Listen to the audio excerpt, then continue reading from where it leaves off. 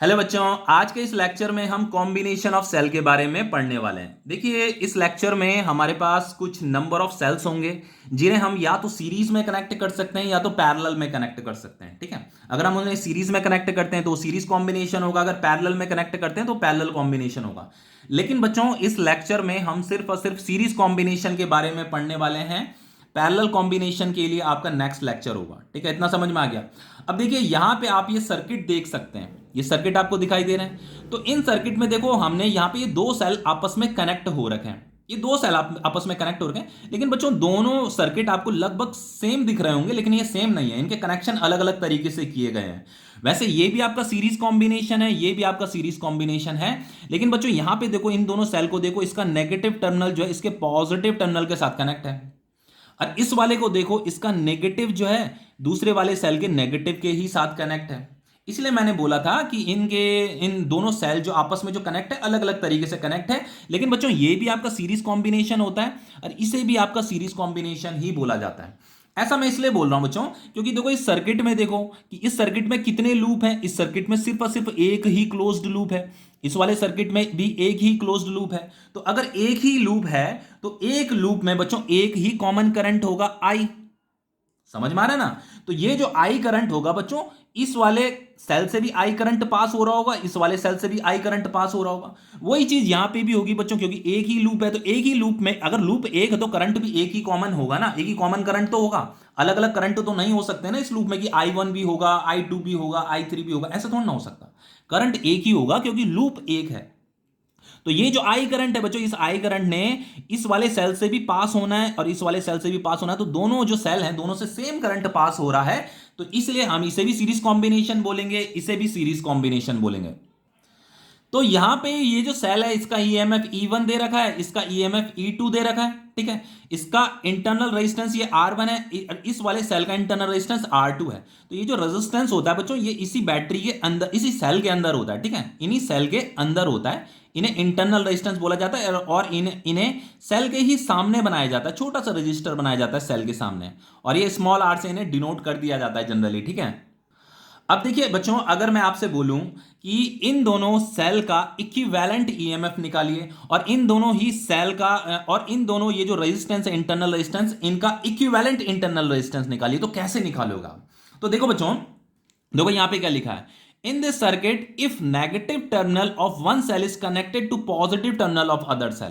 देखो, वो ये कह रहा है कि अगर किसी सेल का नेगेटिव टर्मिनल जो है दूसरे सेल के पॉजिटिव टर्मिनल के साथ अगर कनेक्ट है, तो देखो इसका नेगेटिव इसके पॉजिटिव के साथ कनेक्ट है, और इस वाले सेल का नेगेटिव जो है इस वाले सेल के पॉजिटिव के साथ कनेक्ट है। तो अगर इस प्रकार का कनेक्शन हो रखा है, तो देन बच्चों, उन दोनों सेल का जो इक्विवेलेंट ईएमएफ होगा, then equivalent EMF of two cell will be क्या होगा बच्चों? Equivalent EMF of two cell जो होगा E1 प्लस E2 होगा। आपको उनका जो इंडिविजुअल ईएमएफ है उन्हें क्या कर देना है? जस्ट ऐड कर देना है। समझ में आ रहा है? और उनका जो इक्विवेलेंट इंटरनल रेजिस्टेंस होगा उसे भी क्या कर देना बच्चों? जस्ट ऐड कर देना R1 प्लस R2। इस R1 को इस R2 के साथ ऐड कर दीजिए। तो बच्चों, वो जो सेल है, उन सेल का जो इंटरनल रेजिस्टेंस का जो इक्विवेलेंट होगा ना, जो इक्विवेलेंट इंटरनल रेजिस्टेंस होगा वो R1 प्लस R2 होगा। ठीक है, अगर मैं टोटल रेजिस्टेंस की बात करूं, सर्किट के अगर मैं टोटल रेजिस्टेंस की बात करूं, तो टोटल रेजिस्टेंस तो बच्चों ये आर भी इसमें कंसिडर होगा, कैपिटल आर प्लस ये आर इक्विवेलेंट। ठीक है, इस तरीके से टोटल रेजिस्टेंस निकाला जाएगा। लेकिन अगर हम सिर्फ और सिर्फ equivalent internal resistance of two cell की बात कर रहे हैं, तो वो इस तरीके से निकाला जाता है R1 प्लस R2। और equivalent EMF of two cells की बात कर रहे हैं, तो वो E1 प्लस E2 निकाला जाता है। अब देखो यहां पे, देखो इस वाले सर्किट को देखो, ये भी आपका सीरीज कॉम्बिनेशन ही है। क्यों है सीरीज कॉम्बिनेशन? क्योंकि मैं बता चुका हूं, क्योंकि यहां पे एक ही लूप है। कोई भी अगर आपको एक लूप दिखाई दे रहा है बच्चों, उस एक लूप में आप जितना मर्जी उतने सेल कनेक्ट कर सकते हो। जितने भी आप सेल कनेक्ट करोगे ना, वो सारे के सारे सेल जो है सीरीज कॉम्बिनेशन में ही माने जाते हैं। समझ में आ रहा है? अब देखो, इस कॉम्बिनेशन, ये भी आपका सीरीज कॉम्बिनेशन है, क्योंकि आई करंट इससे भी जाएगा, आई करंट इससे भी जाएगा। लेकिन बच्चों, इसका इक्विवेलेंट ईएमएफ कैसे निकाला जाएगा? अगर मैं इन दो सेल का इक्विवेलेंट ईएमएफ निकालूं तो कैसे निकालूंगा? देखो यहां पे क्या क्या लिखा हुआ है। In this circuit, negative terminal of one cell is connected to negative terminal of another cell. देखो यहां पे क्या है, इस सेल का जो नेगेटिव टर्मिनल है वो इस सेल के नेगेटिव टर्मिनल के साथ कनेक्ट है, मतलब इनके सेम टर्मिनल आपस में कनेक्ट है। या हम ऐसे भी कह सकते हो कि इसका जो पॉजिटिव टर्मिनल है वो इसके पॉजिटिव टर्मिनल के साथ कनेक्ट है। तो इनके जो सेम टर्मिनल है ना, वो आपस में कनेक्ट हो रहे हैं। देन बच्चों उनका इन दोनों सेल का जो इक्विवेलेंट ईएमएफ होगा, then equivalent EMF of two cell will be, कैसे निकालेंगे, equivalent EMF of two cell will be E1 minus E2 होगा। अगर बच्चों E1 E2 से ग्रेटर है, लेट सपोज यहां पे E1 जो है E2 से ग्रेटर है, तो आपको E1 पहले लिखना है और E1 माइनस E2 करना है। अगर E2 ग्रेटर होता तो E2 माइनस E1 लिखते। ठीक है, समझ में आ गया। तो यहां पे हम ईएमएफ, इक्विवेलेंट ईएमएफ निकालने के लिए क्या करेंगे, वो जो उनके इंडिविजुअल ईएमएफ है उन्हें सब्ट्रैक्ट कर देंगे। लेकिन बच्चों जब इक्विवेलेंट इंटरनल रेजिस्टेंस निकालने की बारी आएगी तो उसके लिए आपको सिर्फ और सिर्फ जस्ट ऐड ही करना है, यहां पे सब्ट्रैक्ट नहीं करना। यहां पे देखो जैसे यहां पे ऐड किया था ना, वैसे यहां पे भी ऐड करना है। लेकिन अगर ये नेगेटिव पॉजिटिव के साथ कनेक्ट है तो then equivalent EMF of two cell क्या हो जाएगा, प्लस हो जाएगा, इन दोनों को प्लस कर देना है। और अगर नेगेटिव नेगेटिव आपस में कनेक्ट है या पॉजिटिव पॉजिटिव आपस में कनेक्ट है तो आप इक्विवेलेंट ईएमएफ कैसे निकालोगे, उनका जो इंडिविजुअल ईएमएफ है उन्हें सब्ट्रैक्ट कर दोगे। ठीक है, यही कॉन्सेप्ट है, ये कॉन्सेप्ट आपको याद रखना है। अब ये कॉन्सेप्ट आया कहां से बच्चों, ये भी अभी हम प्रूफ करेंगे, चिंता मत कीजिए, अभी से हम प्रूफ करेंगे, लास्ट में प्रूफ करके दिखाऊंगा। अभी बस इसे अपने दिमाग में बैठा लीजिए। ठीक है, अब देखो एक और चीज भी बता सकता हूं बच्चों मैं कि यहां पे बच्चों सब्ट्रैक्ट इसलिए हो रहा है, थोड़ा सा दिमाग लगाइए। देखो ये पॉजिटिव टर्मिनल है तो यहां से करंट इधर जाना चाह रहा होगा। अब ये भी तो बैटरी है बच्चों, इस पॉजिटिव से भी तो करंट इधर जाना चाह रहा होगा। तो ये तो एक ही लूप है ना, तो एक लूप में दो करंट थोड़ा ना हो सकता, ये करंट तो आपस में टकरा जाएंगे। तो ऐसा पॉसिबल है नहीं बच्चों, करंट एक ही होगा। तो इन दोनों सेल में से जो सेल, जिस सेल का ईएमएफ ग्रेटर है ना, उस सेल से करंट निकलेगा, इस वाले से करंट नहीं निकलेगा, इससे करंट निकलेगा। और हमेशा याद रखना बच्चों, जिस सेल से करंट निकलता है ना वो सेल डिस्चार्ज होता रहता है। तो ये करंट यहां जाएगा, फिर करंट यहां पहुंचेगा, फिर इसके पॉजिटिव टर्मिनल में करंट एंटर करेगा। तो यहां ये करंट एंटर कर रहा है ना, यहां एंटर कर रहा है, तो जिस सेल के पॉजिटिव टर्मिनल में करंट एंटर करेगा वो सेल क्या हो रहा है, चार्ज हो रहा है। तो ये तो चार्ज हो रहा है और ये आपका डिस्चार्ज हो रहा है। तो ये दो अलग अलग चीजें हो रही हैं, ये एक दूसरे को अपोज कर रही हैं, इसीलिए यहां पे क्या हो रहा है, माइनस आ रहा है, सब्ट्रैक्ट हो रहा है, मतलब समझ में आ रहा है। लेकिन यहां पे देखो, यहां से क्या हो रहा है बच्चों, यहां से करंट निकल रहा है, पॉजिटिव से करंट निकल रहा है, पॉजिटिव से करंट निकलने का मतलब ये सेल क्या हो रहा है, डिस्चार्ज हो रहा है। और यहां से भी करंट यहां जाएगा, यहां पे भी बच्चों इस पॉजिटिव से करंट निकल रहा है, समझ में आ रहा है ना, तो ये भी डिस्चार्ज हो रहा है। तो दोनों डिस्चार्ज हो रही हैं, दोनों सेम नेचर की हैं, इसीलिए यहां पे क्या हो रहा है, ये प्लस हो रहा है, समझ में आ रहा है। अब देखिए एक सर्किट, यहां पे एक दूसरा सर्किट बना के दिखाता हूं, ये पॉजिटिव नेगेटिव, यहां पे ये इंटरनल रेजिस्टेंस ये R है, ये E1 है, ध्यान से देखना इसे बच्चों। एक चीज कुछ पूछने वाला हूं आप लोगों से, ये पॉजिटिव नेगेटिव हो गया और यहां पे ये आपका नेगेटिव है, यहां पे आपका ये पॉजिटिव है, फिर ये आपका इंटरनल रेजिस्टेंस है और ये कुछ इस तरीके से कनेक्टेड। ठीक है, ये आपका E2 हो गया और ये आपका, ये चलो ये R1 है, ये आपका R2 है। अब देखो बच्चों, ये जो सर्किट है, इस सर्किट में ये जो दो सेल है ये सीरीज कॉम्बिनेशन में, मैंने आपको बताया था, क्योंकि इसमें एक ही लूप है। एक लूप में आप कितने भी सेल कनेक्ट कर लो, कैसे भी सेल कनेक्ट कर लो, वो सीरीज में ही माने जाते हैं। ठीक है, कैसे माने जाते हैं, सीरीज में ही माने जाते हैं। अब देखो अगर मैं इसकी बात करूं और इसकी बात करूं तो दोनों के दोनों बच्चों सेम सर्किट है, दोनों के दोनों सेम सर्किट है। मैंने यहां पे क्या किया है, ये जो बच्चों E2 था ना, ये जो E2 था, मैंने इस E2 को यहां पे शिफ्ट कर दिया, यहां लगा दिया है बस। जैसे यहां पे एक्सटर्नल रेजिस्टेंस भी है ना, चलो यहां पे एक्सटर्नल रेजिस्टेंस भी लगा देता हूं, ये R, इस R को भी यहां पे लगा देते हैं। ठीक है, तो मैंने क्या किया, ये जो E2 था ना बच्चों, इस E2 को बस यहां पे लगा दिया, E2 को यहां पे लगा दिया। तो देखो यहां पे क्या है, ये नेगेटिव इसके नेगेटिव के साथ कनेक्ट है और इसका पॉजिटिव टर्मिनल इसके पॉजिटिव के साथ कनेक्ट है। तो यहां पे भी तो यही था बच्चों, देखो ना, ये नेगेटिव इसके नेगेटिव के साथ कनेक्ट था और ये पॉजिटिव इसके पॉजिटिव के साथ कनेक्ट था। तो ये जो है बच्चों दोनों सेल, ये E1 है, ये E2 है, तो ये सीरीज कॉम्बिनेशन है। ये भी, इससे कंफ्यूज मत हो जाना, बहुत से बच्चे इसे पैरेलल कॉम्बिनेशन समझ लेते हैं। देखो जो सीरीज कॉम्बिनेशन के लिए बस इतना आपको ध्यान रखना है कि यहाँ पे एक सिंगल लूप है, इस सिंगल लूप में बच्चों करंट क्या होगा, कॉमन होगा। लेट सपोज E1 ग्रेटर है E2 से, तो मैंने आपको क्या बोला, अगर जो ग्रेटर है वहीं से करंट क्या है, करंट यहां से ड्रॉन होगा, यहीं से करंट निकलेगा।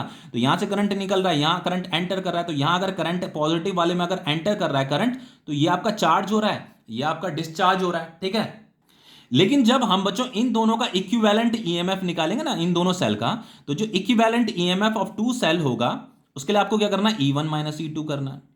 समझ में आ रहा है ना, क्योंकि इसका नेगेटिव इसके नेगेटिव के साथ कनेक्ट है और इसका पॉजिटिव इसके पॉजिटिव के साथ कनेक्ट है। ठीक है, और जो इक्विवेलेंट इंटरनल रेजिस्टेंस होगा उसे तो हम जस्ट ऐड ही करते हैं, R1 प्लस R2।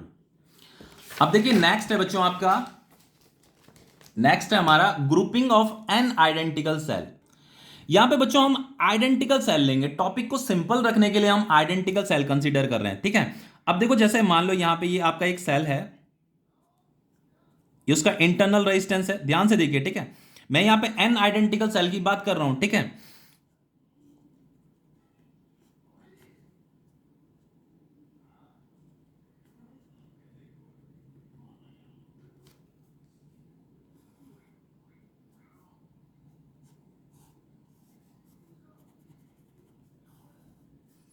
ये एक्सटर्नल रजिस्टर है, इसका रेजिस्टेंस आर है, इसका इंटरनल रजिस्टर, वैसे आइडेंटिकल सेल है बच्चों, तो इसका ईएमएफ अगर ई है तो इसका भी ई होगा, और इसका भी ईएमएफ क्या होगा, ई होगा।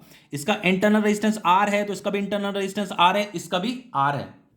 बच्चों देखो यहां पे इस सर्किट में आपको ये तीन सेल दिखाई दे रहे होंगे, लेकिन ये तीन नहीं है, तीन से ज्यादा है। देखो यहां पे एन आइडेंटिकल सेल लिखा है ना, तो एन का मतलब एन की वैल्यू कुछ भी हो सकती है, एन आपका 5 भी हो सकता है, एन आपका 100 भी हो सकता है, 500 भी हो सकता है। तो इस सर्किट में बच्चों कुछ कितने भी नंबर ऑफ सेल्स आप लगा सकते हो, मतलब मैं यहां पे एन आइडेंटिकल सेल का मतलब यह है कि एन की वैल्यू कुछ भी हो सकती है, ठीक है। इसीलिए यहां पे डॉट डॉट डॉट डॉट बना रखा है। अब अगर मुझे इसका इक्विवेलेंट ईएमएफ निकालना हो, पहली बात तो बच्चों ये एक सिंगल क्लोज लूप है, एक ही क्लोज लूप है, तो इसमें जितने भी सेल आप कनेक्ट करोगे सबके सब सीरीज में।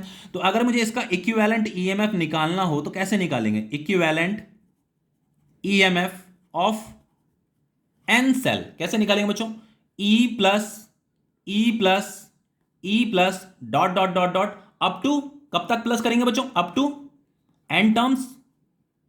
भाई जितने ये नंबर ऑफ सेल्स होंगे ना उतने बार हम ई plus E plus E plus करेंगे, ठीक है, समझ में आ रहा है। तो फाइनली हमें क्या मिलेगा, हम उसे क्या लिख सकते हैं, एन इंटू ई लिख सकते हैं। अगर आपको इसका इक्विवेलेंट निकालना तो ई plus E plus E plus जितने ये नंबर ऑफ सेल्स होंगे उतने बार इन्हें ऐड करना पड़ेगा, तो डायरेक्ट हम उसे एन इंटू ई भी तो लिख सकते हैं, समझ में आ रहा है ना। उसी तरीके से अगर मैं इसका इक्विवेलेंट इंटरनल रेजिस्टेंस निकालूं,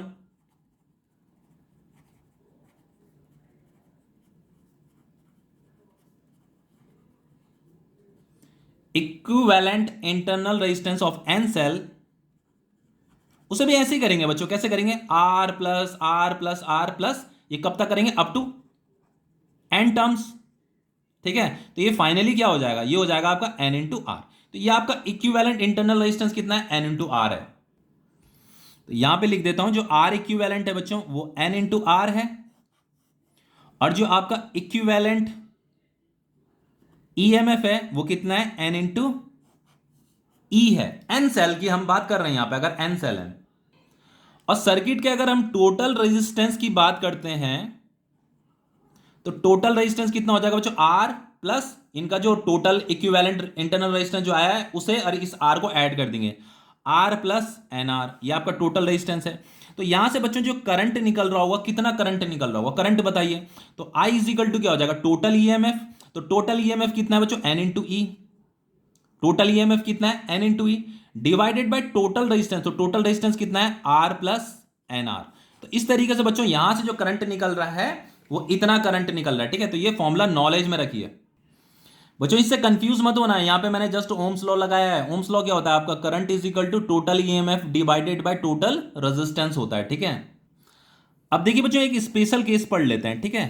ये बहुत इंपॉर्टेंट है, ये बोर्ड में पूछा जाता है स्पेशल केस, इससे क्वेश्चन बनता ही बनता है, ठीक है। जो अब पढ़ने वाले हैं वो बहुत ज्यादा इंपॉर्टेंट है। जैसे मान लो बच्चों ये आपका सेल है और ये आपका इंटरनल रेजिस्टेंस है, ठीक है। ये आर है, इसका ईएमएफ ई है, और यहां पे हमने ये एक्सटर्नल रजिस्टर यहां पे कनेक्ट कर दिया है इस तरीके से, ठीक है। ये आर है।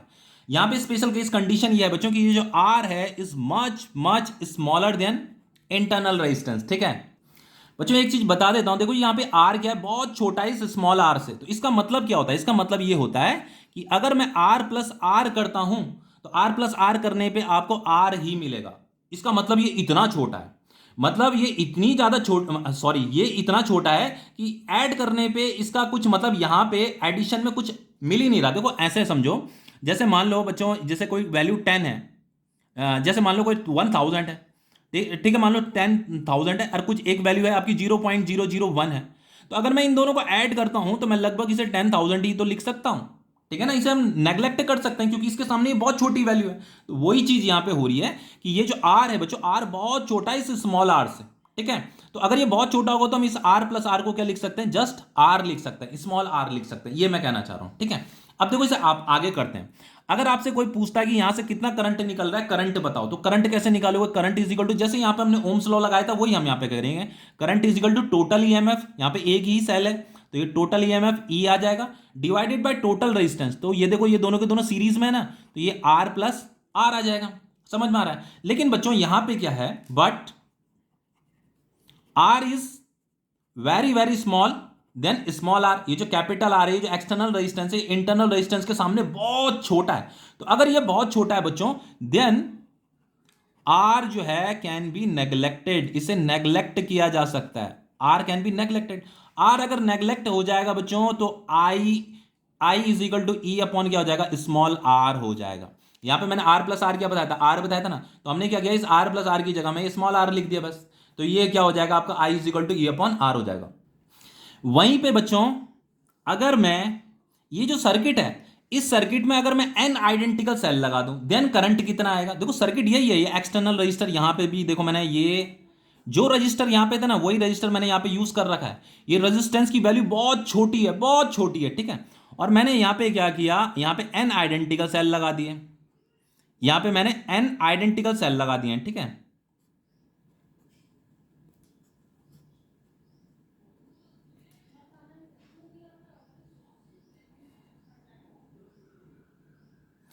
अब देखो जो इंटरेस्टिंग चीज पता है क्या होती है, ये आइडेंटिकल सेल है, इसका भी ईएमएफ ई है, इसका भी ई है, इसका भी ई है, इसका रेजिस्टेंस आर है, आर है, आर है। और हमें पता है बच्चों कि ये जो आर है, यहां पे लिख देता हूं, ये जो आर है ये बहुत बहुत छोटा है, इसके इंटरनल रेजिस्टेंस है। अब इस ये जो यहाँ इसका मतलब ये जो इंटरनल रेजिस्टेंस है इसकी वैल्यू बहुत बड़ी है बच्चों इस एक्सटर्नल रेजिस्टेंस से, ठीक है। अब तो बच्चों हमने सीरीज में और भी कनेक्ट कर दिए हैं, तो इसका जो टोटल, इसका जो इक्विवेलेंट इंटरनल रेजिस्टेंस होगा अब तो वो बहुत ज्यादा हो जाएगा। समझ में आ रहा है ना? पहले जब जब जब यहाँ पे बच्चों सिंगल ये आइडेंटिटी सिंगल सेल था जब यहाँ पे, तब उस समय भी ये आर जो है बहुत बड़ा था इस कैपिटल आर से, ये स्मॉल आर जो है इस कैपिटल आर से बहुत बड़ा था। अब तो यहाँ पे हमने एन आइडेंटिकल सेल लगा दिए, तो अगर हमने यहाँ पे एन आइडेंटिकल सेल लगा दिए बच्चों, तो इसका जो इक्विवेलेंट इंटरनल रेजिस्टेंस होगा वो किसके बराबर होगा, एन आर के बराबर होगा। लेकिन स्टिल बच्चों अभी भी जो ये आर है ना बच्चों, ये आर जो है इसे हमें अभी भी जो है ना इस एन आर से छोटा ही मानना है, मतलब ये छोटा ही है, मतलब ठीक है। इसकी वैल्यू आप ऐसे मत समझ लेना कि हमने यहाँ एन आइडेंटिकल सेल लगा दिए तो ये इसकी वैल्यू बहुत बढ़ जाएगी। ये एक्चुअल में ये बहुत बहुत ही छोटी वैल्यू है, ये बहुत ही छोटी वैल्यू है, हमेशा छोटी ही रहने वाली है।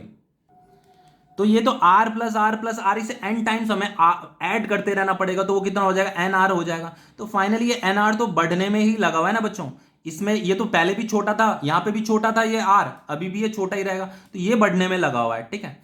अब देखो अब कैसे निकालेंगे, अब यहां पे हमें करंट निकालना है, तो करंट कैसे निकालेंगे बच्चों, तो current is equal to I is equal to क्या हो जाएगा आपका, टोटल ईएमएफ। तो टोटल ईएमएफ कैसे निकालेंगे, ई टोटल ईएमएफ के लिए क्या करेंगे बच्चों, जैसे एन इंटू ई है ना, ये E plus E n times हम इसे ई को ऐड करेंगे, E plus E n times हम ऐड करेंगे तो एन इंटू ई हो जाएगा, तो यहां पे हो जाएगा एन इंटू ई, और टोटल रेजिस्टेंस हो जाएगा आपका आर प्लस एन आर। जैसे यहां पे किया था ना, जैसे यहां पे किया था वही तो ये सर्किट है बच्चों, R plus n r, R plus n r. But यहां पे हमें गिवन क्या है, यहां पे हमें गिवन ये है कि R is much much smaller है देन एन आर, ये हमें गिवन है ना। देन बच्चों अगर ये बहुत छोटी वैल्यू है, देन इसे हम किसे नेग्लेक्ट कर सकते हैं, then R can be neglected, R को हम यहां नेग्लेक्ट कर सकते हैं, ठीक है। तो फाइनली अगर आर नेग्लेक्ट हो जाएगा बच्चों, तो ये जो आर प्लस एन आर है ये किसके बराबर हो जाएगा, एन आर के बराबर नहीं हो जाएगा, आर को हमने नेग्लेक्ट कर दिया, ये बहुत छोटी वैल्यू है, तो इसका सम किसके बराबर आएगा, एन आर के ही बराबर आएगा। तो फाइनली हम आई इज इक्वल टू, ये जो इक्वेशन है इस इक्वेशन को ऐसे लिख सकते हैं, i is equal to n a divided by n r लिख सकते हैं। ये आर क्या हो गया, नेग्लेक्ट हो गया, क्योंकि आर क्या था, बहुत छोटा था, तो ये एन से एन कट गया, तो आई इज इक्वल टू क्या हो गया आपका, ई अपॉन आर हो गया। तो बच्चों यहां भी i is equal to E upon are था, यहां भी i is equal to E upon r आ रहा है, करंट में कोई चेंज ही नहीं आया। भले बच्चों देखो यहां पे एक्सटर्नल रेजिस्टेंस क्या था, बहुत छोटा था, यहां पे भी एक्सटर्नल रेजिस्टेंस बहुत छोटा था। तो अगर एक्सटर्नल रेजिस्टेंस बच्चों बहुत छोटा है, इसकी वैल्यू अगर बिल्कुल बहुत छोटी है, नेग्लिजिबल है, तो देन बच्चों चाहे आप कितने ही एन आइडेंटिकल सेल लगा लो, कितने ही सेल यहां बढ़ा लो, उससे कोई फर्क नहीं पड़ता करंट में, जितना करंट पहले था उतना ही करंट बाद में भी रहेगा, ठीक है। तो यहां पे मैं एक लाइन लिख देता हूं, तो देखिए बच्चों ये 1 मार्क्स में आ जाता है। यहां पे देखो मैंने ये क्या लाइन लिखी हुई है, इस वाली लाइन को अंडरलाइन कर लीजिए, आप भी लिख लीजिए, इसे कॉपी में नोट डाउन कर लीजिए। दस the current in the external register ये जो एक्सटर्नल रजिस्टर है बच्चों, इसमें जो करंट होगा is the same as current due to a single cell. वो ये कह रहा है सिंगल सेल की वजह से जितना करंट यहां फ्लो कर रहा था ना, उतना ही करंट यहां भी फ्लो कर रहा है। करंट में कोई चेंजेस नहीं आने वाला।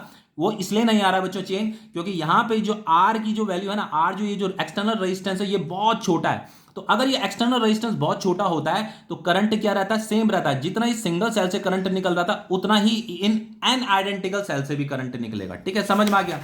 अब देखिए नेक्स्ट है आपका, नेक्स्ट टॉपिक भी इंपॉर्टेंट है, ये भी स्पेशल केस ही है आपका।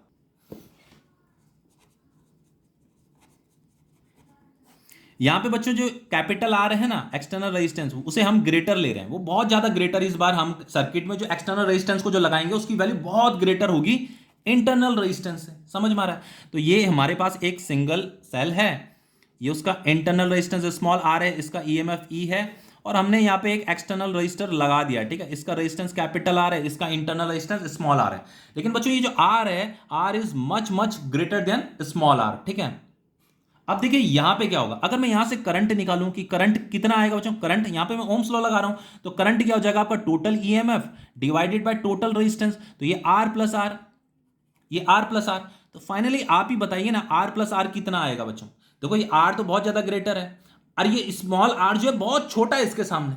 तो स्मॉल आर अगर बहुत छोटा है तो हम इसे क्या कर देंगे, नेग्लेक्ट कर देंगे। तो आर प्लस आर की जगह में क्या आ जाएगा, ये कैपिटल आर आ जाएगा। समझ में आ रहा है। तो ये finally I is equal to क्या हो जाएगा, ई अपॉन आर हो जाएगा। क्यों हुआ बच्चों यहाँ पे आर क्यों लिखा, आर इसलिए लिखा मैंने क्योंकि ये जो कैपिटल आर है बच्चों is much much greater than small r. Reason भी लिख देना ना यहाँ पे, ये साइड में इस तरीके से भी लिख दिया करो, सही रहता है।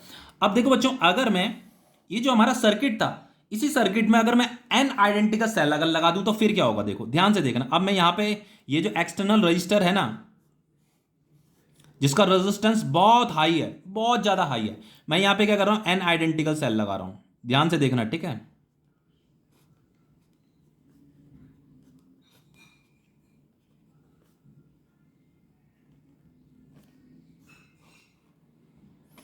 इसका ईएमएफ ई है, ये भी ई है, ये भी ई है, इसका इंटरनल रेजिस्टेंस आर है, आर है, आर है। ठीक है, तो इसका जो बच्चों इक्विवेलेंट इंटरनल रेजिस्टेंस होगा वो कितना होगा, एन आर होगा, क्योंकि एन सेल है। ठीक है, लेकिन बच्चों स्टिल यहां पे हमने एन आइडेंटिकल सेल तो ले लिया, लेकिन ये जो एक्सटर्नल रेजिस्टेंस है बच्चों, इसकी वैल्यू इतनी ज्यादा है, इतनी ज्यादा है कि ये स्टिल अभी भी क्या रहेगी, ज्यादा ही रहेगी, अभी भी ज्यादा ही रहेगी। ये बहुत ज्यादा ले रखी है हमने, इतनी ज्यादा ले रखी है, पहले भी ये बहुत ज्यादा थी, अभी भी बहुत ज्यादा है कि एन आइडेंटिकल सेल लगाने से भी इसकी वैल्यू पे कोई फर्क नहीं पड़ेगा, अभी भी स्टिल अभी भी क्या रहेगा, ज्यादा ही रहेगा। ये है कहने का मतलब।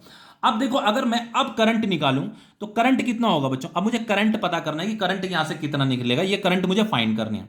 तो करंट जो होगी आपकी, उसके लिए टोटल ईएमएफ, तो टोटल ईएमएफ कितना हो जाएगा, n into E divided by total resistance. Total resistance कैसे निकालेंगे बच्चों, आर प्लस एन आर। इतना तो समझ में आ रहा है ना।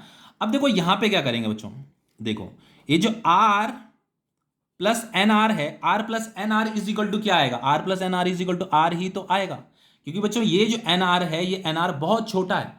तो अगर ये एन आर बहुत छोटा है तो हम इस एन आर को क्या कर देंगे, नेग्लेक्ट कर देंगे। तो आपको यहां पे क्या लिखना है, but are is much much greater than n r, then n r can be neglected, इसे नेग्लेक्ट किया जा सकता है।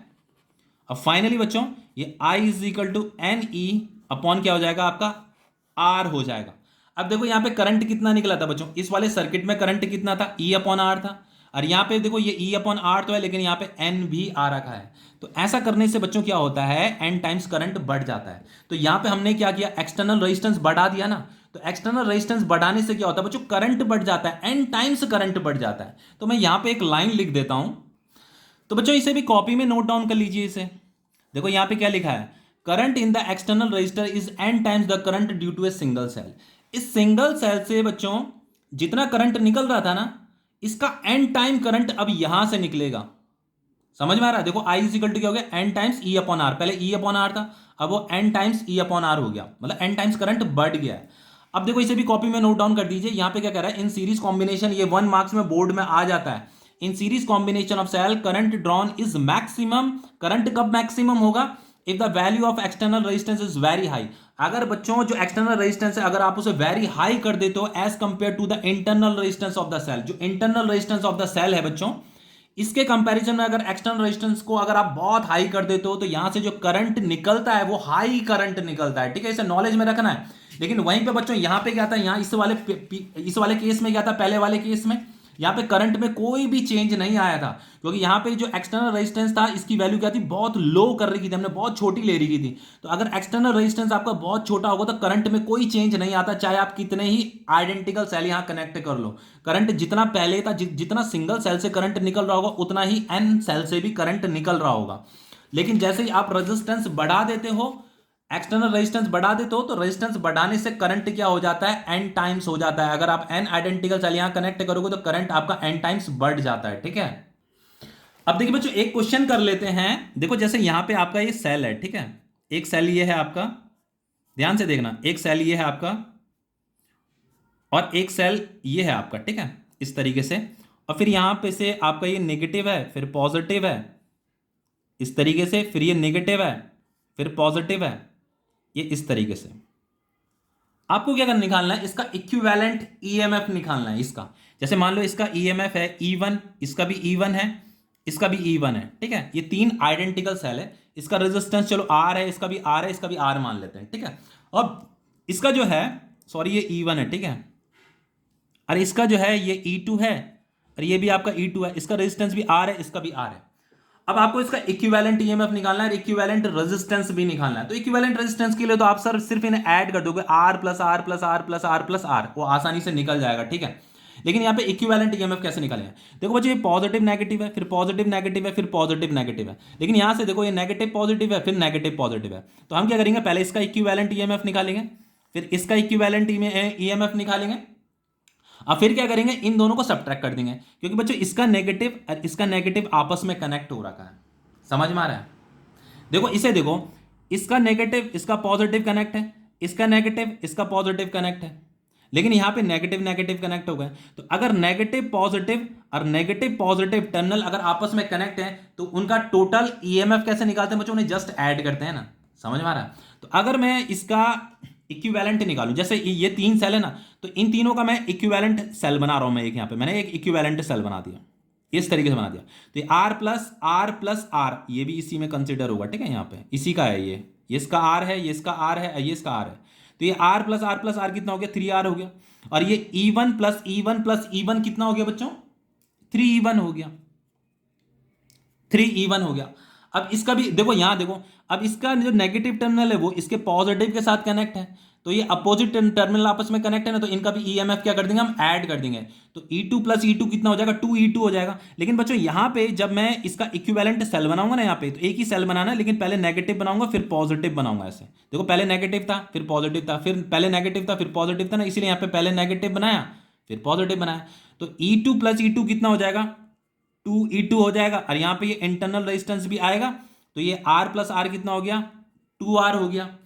अब देखो, अब इसका हमें इक्विवेलेंट निकालना है। अब इसका इक्विवेलेंट कैसे निकालेंगे, अब देखो इसका ये नेगेटिव इसके नेगेटिव के साथ कनेक्ट है, तो अगर नेगेटिव नेगेटिव अगर कनेक्ट होगा तो हम इसे क्या कर देंगे, सब्ट्रैक्ट कर देंगे।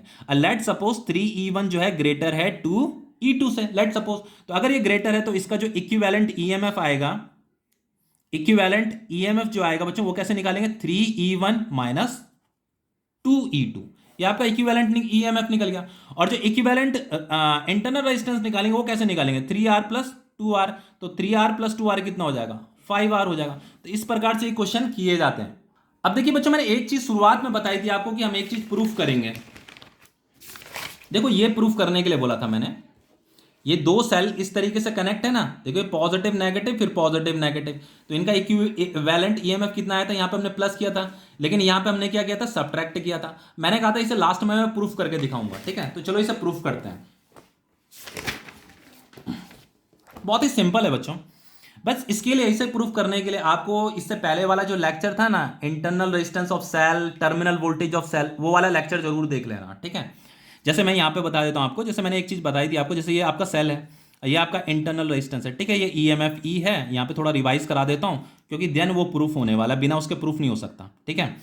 और यहाँ पे ये आपका एक्सटर्नल रेजिस्टेंस है, ये आपका इंटरनल रेजिस्टेंस है।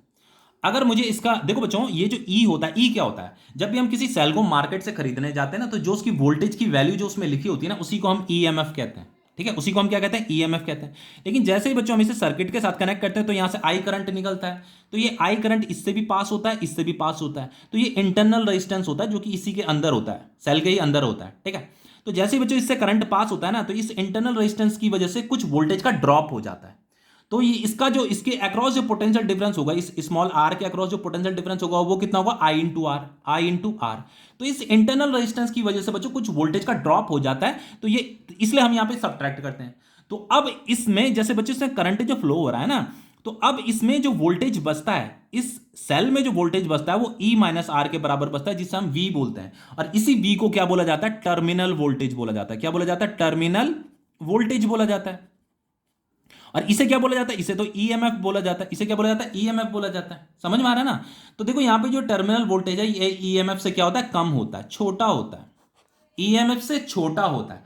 और यही जो टर्मिनल वोल्टेज होता है ये इस एक्सटर्नल रजिस्टर को मिलता है। देखो हम मार्केट से जो खरीद करके आए उसकी जो वोल्टेज की वैल्यू जो होती है उसे हम ई बोलते हैं। लेकिन बच्चों कुछ वोल्टेज का ड्रॉप हो जाता है, आई इंटू आर वोल्टेज का ड्रॉप हो जाता है, जो वोल्टेज सेल में बसता है वो इतना वोल्टेज बसता है, और यही वाला वोल्टेज जो है इस एक्सटर्नल रजिस्टर को मिलता है। ये है कहने का मतलब। ठीक है, तो टर्मिनल वोल्टेज का जो फॉर्मूला है वो क्या है, V is equal to E minus I r है। बार बार नहीं बताऊंगा, टर्मिनल वोल्टेज का जो फॉर्मूला है V is equal to E minus I r है। ठीक है, ठीक है। एक और चीज बताता हूं बच्चों, जैसे यहां से करंट क्या हो रहा है, निकल रहा है ना, पॉजिटिव टर्मिनल से करंट निकल रहा है, तो इसे बोला जाता है discharging of battery, discharging of battery. Battery यहां पे क्या हो रही है, डिस्चार्ज हो रही है। अब देखो इसे करते हैं। देखो जैसे सपोज यहां पे हमारा एक सेल ये है और दूसरा सेल आपका ये है आपका। ठीक है, इस तरीके से इसका ईएमएफ है आपका E1, इसका ईएमएफ है आपका E2, इसका इंटरनल रेजिस्टेंस R1 है, इसका इंटरनल रेजिस्टेंस R2 है। ध्यान से देखना बच्चों क्या बताने वाला हूं, बहुत इंपॉर्टेंट है, यहां पे हम प्रूफ कर रहे हैं। अब देखिए बच्चों हमें यहां पे क्या प्रूफ करना है, we have to proof equivalent EMF of this two cell, वो होगा E1 प्लस E2। एक तो मुझे ये प्रूफ करना है, और एक बच्चों इक्विवेलेंट इंटरनल रेजिस्टेंस क्या होगा, R1 प्लस R2, ये मुझे प्रूफ करना है। ठीक है, अब देखो कैसे प्रूफ करेंगे। देखो जैसे मैंने इस पॉइंट को A बोल दिया, इस पॉइंट को मैंने ये B नाम दे रखा है, और इसे मैंने C नाम दे रखा है। ठीक है, तो लेट सपोज बच्चों इसका पोटेंशियल है VA, इसका पोटेंशियल है VB, और इसका पोटेंशियल है VC। ठीक है, हमने मान लिया कुछ ना कुछ पोटेंशियल तो हर पॉइंट का होता ही है ना, तो वैसे इसको मैंने VA नाम दे दिया, इसे VB, इसका पोटेंशियल VB, इसका पोटेंशियल VC। अब देखो मुझे क्या निकालना है बच्चों, मुझे क्या निकालना है, जैसे यहां पे हमने जैसे बच्चों ये सिंगल सेल था ना, तो इसका जो टर्मिनल वोल्टेज था वो क्या था, V is equal to E minus I r था। समझ में आ रहा ना, जैसे ये पॉइंट है और ये पॉइंट है, तो इन दो पॉइंट का जो पोटेंशियल डिफरेंस होता है ना उसी को टर्मिनल वोल्टेज बोलते हैं। तो V इज इक्वल टू क्या था, ई माइनस आई आर। तो अगर मैं इन दो पॉइंट का पोटेंशियल डिफरेंस निकालूं तो पोटेंशियल डिफरेंस कैसे निकालूंगा, VA माइनस VC। समझ में आ रहा है ना, मान लो इसका पोटेंशियल V है, इसका पोटेंशियल VC है, तो मैंने VA माइनस VC कर दिया। समझ में आ रहा है। अब देखो बच्चों VA माइनस VC तो मैंने कर दिया, लेकिन उसके लिए मैं क्या करूंगा, ये जो बैटरी है ना, ये बैटरी, इसका टर्मिनल वोल्टेज निकालूंगा। इसका टर्मिनल वोल्टेज का मतलब ये है कि इस A से B तक का पोटेंशियल डिफरेंस निकालूंगा, तो वो कितना हो जाएगा, VA माइनस VB, फिर प्लस इस B से C तक का, इस B और C पॉइंट के अंदर ये बैटरी आती है, तो इसका भी इन दो पॉइंट का भी पोटेंशियल डिफरेंस निकालूंगा, वो हो जाएगा आपका VB माइनस VC। तो ये जो VA माइनस VC है बच्चों, ये इन दो पॉइंट का टर्मिनल वोल्टेज है, इक्विवेलेंट टर्मिनल वोल्टेज है। देखो जैसे ये सिंगल सेल है ना, तो इस सिंगल सेल का टर्मिनल वोल्टेज तो V is equal to E minus I r है। लेकिन जैसे यहां पे ये जो दो पॉइंट है, इस दो पॉइंट के अंदर बच्चों एक सेल ये भी आ रहा है, एक सेल ये भी आ रहा है, तो हम इसका इक्विवेलेंट टर्मिनल वोल्टेज निकाल रहे हैं। तो इक्विवेलेंट टर्मिनल वोल्टेज का मतलब VA यहां का पोटेंशियल ले रखा है, VC यहां का पोटेंशियल ले रखा, तो VA माइनस VC क्या हो जाएगा, VA minus VB plus VB minus VC। समझ में आ रहा है। तो ये VA माइनस VB क्या है बच्चों, पहले हम इसका टर्मिनल वोल्टेज निकालेंगे, फिर प्लस इसका टर्मिनल वोल्टेज निकालेंगे। समझ में आ रहा है। अब बहुत से बच्चे सोच रहे होंगे यहाँ पे प्लस क्यों है, प्लस इसलिए आया बच्चों क्योंकि यहां से सपोज बच्चे यहां से करंट जा रहा है इधर, यहां से करंट जा रहा है इधर, तो करंट जो है ना बच्चों जैसे इधर आ जा रहा है, तो ये पूरा का पूरा ऐसे सर्किट है, ये तो करंट ऐसे घूम करके फिर वापस यहां भी जाएगा। तो देखो इसके जो ये जो करंट है ना, देखो इसके पॉजिटिव टर्मिनल से निकल रहा है, और इसके भी यहां से भी तो करंट ऐसे आगे बढ़ेगा, तो इस पॉजिटिव से भी निकलेगा। तो करंट जब पॉजिटिव टर्मिनल से निकलता है तो ये डिस्चार्ज होती है बैटरी, तो ये भी आपकी डिस्चार्ज हो रही है, ये भी आपकी डिस्चार्ज हो रही है, तो दोनों ही डिस्चार्ज हो रही है, इसीलिए यहां पे प्लस आ रखा है। अगर एक डिस्चार्ज होती और एक चार्ज होती तो देन यहां पे नेगेटिव आता, लेकिन ये दोनों की दोनों डिस्चार्ज हो रही है इसीलिए यहां पे प्लस आ रहा है। ठीक है, अब देखो इससे आगे क्या करेंगे। जैसे बच्चों वी ए माइनस वी सी है, तो जब हम इसे सब्ट्रैक्ट करेंगे तो कुछ ना कुछ वैल्यू आएगी ना, कुछ ना कुछ वैल्यू आएगी जिसे हम इसका इक्विवेलेंट टर्मिनल वोल्टेज बोलेंगे। तो इसे मैंने वी लिख दिया, तो वी क्या है बच्चों, इन इस सर्किट का इक्विवेलेंट टर्मिनल वोल्टेज है। जैसे इसका टर्मिनल वोल्टेज क्या था, वी था ना, तो वैसे इसका इक्विवेलेंट टर्मिनल वोल्टेज क्या निकल गया, वी निकल गया। तो V इज इक्वल टू, अब ध्यान से देखिए, अब ये V A minus V B है, तो V A minus V B, तो इन दोनों पॉइंट के अंदर बच्चों ये आपकी सेल आ रही है। तो अब मुझे इस सेल का क्या निकालना है, टर्मिनल वोल्टेज निकालना है। तो टर्मिनल वोल्टेज निकालने के लिए फॉर्मूला क्या होता है, ई माइनस आई आर होता है। तो हम यहां पे क्या करेंगे, ई की जगह में आ जाएगा E1, ये V A minus V B calculate कर रहा हूं, E1 माइनस, और इससे आई करंट जा रहा है इस R1 से, तो ये हो जाएगा IR1। बस इतना सिंपल। फिर प्लस, अब ये VB माइनस VC है, तो B पॉइंट ये है VB माइनस VC, तो इस B और C के बीच में बच्चों ये आपका ये वाला क्या है, सेल आ रहा है। तो इस सेल का हम टर्मिनल वोल्टेज निकालेंगे, VB माइनस VC का मतलब इस सेल का हम टर्मिनल वोल्टेज निकालेंगे। तो इसका टर्मिनल वोल्टेज कैसे निकलेगा, किसी सिंगल सेल का टर्मिनल वोल्टेज कैसे निकालते हैं, E माइनस आई आर करते हैं। तो यहां पे क्या आएगा, इसका E कितना है, ये E2 है, माइनस I इससे जा रहा है R2 से जा रहा है, तो IR2 आएगा। ठीक है, इस तरीके से समझ में आ रहा है ना। अब देखो बच्चों इसे सॉल्व करते हैं, ये हो जाएगा आपका E1 plus E2 minus IR1 minus IR2। ठीक है ना, E1 प्लस E2, और ये V इज इक्वल टू हो जाएगा आपका E1 plus E2 minus I common आ गया, ये हो गया आपका R1 प्लस R2। बच्चों ये क्या आया, ये जो दो सेल है ना, इन दोनों सेल का इक्विवेलेंट टर्मिनल वोल्टेज आया। और सिंगल सेल का जो टर्मिनल वोल्टेज होता था वो क्या होता था, E माइनस आई आर होता था। तो अगर मैं इस E माइनस आई आर को अगर इसके साथ कंपेयर करूं, तो ये आपका E है, इक्विवेलेंट EMF है। अब माइनस आई आर, तो ये क्या है, आपका इक्विवेलेंट रेजिस्टेंस है। तो फाइनली ये जो, तो ये तो आपका इक्विवेलेंट टर्मिनल वोल्टेज है, इज इक्वल टू, इसे मैं बोलूंगा बच्चों, इसको मैं क्या बोलूंगा, इसे बोलूंगा इक्विवेलेंट EMF माइनस आई, और ये हो जाएगा आपका इक्विवेलेंट इंटरनल रेजिस्टेंस। ठीक है, तो फाइनली बच्चों ये E इक्विवेलेंट किसके बराबर हो गया, ये E1 प्लस E2 के बराबर तो हो गया। अब आपको इसको इसके साथ कंपेयर करके देख लिए, E equivalent E1 plus E2 के बराबर हो गया। आइए R equivalent R1 plus R2 के बराबर हो गया। R इक्विवेलेंट किसके बराबर हो गया, R1 प्लस R2 के बराबर हो गया। तो यही तो हमें यहाँ पे प्रूफ करना था, यही तो प्रूफ करना था ना। अब देखो दूसरा वाला भी प्रूफ कर लेते हैं। दूसरा क्या है, देखो बच्चों यहाँ पे हमारे पास एक सेल ये है, ध्यान से देखना इसे, और अब ये नेगेटिव नेगेटिव अब कनेक्ट है। ठीक है, तो यहां पे सब्ट्रैक्ट होता था। ठीक है, याद आ रहा होगा कुछ। तो चलो ये आपका A पॉइंट हो गया, ये आपका B पॉइंट हो गया, ये आपका C पॉइंट हो गया। यहां पे का पोटेंशियल मैंने VA मान लिया, यहां पे का इस B का मैंने VB मान लिया, इसका मैंने VC मान लिया। ठीक है, समझ में आ रहा है। देखो बच्चों, लेट सपोज करंट ऐसे चल रहा है, ऐसे ऐसे करंट चल रहा है। अब ध्यान से देखो बच्चों, यहां पे क्या होने वाला है, देखो करंट इस पॉजिटिव टर्मिनल से निकल रहा है। तो एक चीज मैं यहां पे रफ में बता देता हूं बच्चों, कि अगर पॉजिटिव टर्मिनल से करंट निकल रहा है तो ये बैटरी क्या हो रही है, डिस्चार्ज हो रही है, या सेल क्या हो रहा है, डिस्चार्जिंग। और अगर बच्चों कुछ इस तरीके से, अगर आपको इस पॉजिटिव टर्मिनल में करंट आता हुआ दिखाई दे रहा है ना, ऐसे अंदर की तरफ जा रहा है, इस पॉजिटिव टर्मिनल में जा रहा है, तो ये आपकी चार्जिंग हो रही है। क्या हो रही है, चार्जिंग। तो चार्जिंग अगर हो रही होगी तो किसी चार्जर की ही मदद से हो रही होगी। यहाँ पे चार्जर भी लगा होगा ना, इस चार्जर से ही करंट निकल रहा होगा, यहाँ जा रहा होगा, तो ये क्या हो रही है, आपकी चार्जिंग हो रही है। तो देखो बच्चों, जब हम डिस्चार्ज, जैसे इसका EMF E है, इसका इंटरनल रेजिस्टेंस R है, तो यहाँ पे V इज इक्वल टू क्या था आपका, E माइनस आई आर था ना, यही था ना, जैसे I करंट यहाँ जा रहा है। तो अगर, लेकिन बच्चों यहाँ पे ये क्या हो रहा है, ये चार्जिंग हो रही है। ये क्या, ध्यान से सुनिएगा इसे जो मैं अब बताने वाला हूँ। यहाँ पे देखो करंट ऐसे जा रहा है I, यहाँ पे इसकी चार्जिंग हो रही है। तो अगर चार्जिंग हो रही होगी ना, तब जो टर्मिनल वोल्टेज होता है, इसका जो टर्मिनल वोल्टेज होता है, उसके लिए हम E प्लस आई आर करते हैं। बस इतना ही आपको नॉलेज रखना है कि अगर सेल बच्चों डिस्चार्ज हो रहा है तो V is equal to E minus I r, और अगर सेल बच्चों चार्ज हो रहा है, अगर पॉजिटिव टर्मिनल में अगर करंट अंदर जा रहा है, सेल अगर चार्ज हो रहा है, तो V is equal to E plus I r आएगा। V is equal to E plus I r आएगा। समझ में आ रहा है ना। अब देखो इसी इक्वेशन का हम यहाँ पे यूज करेंगे, देखो ध्यान से देखिए।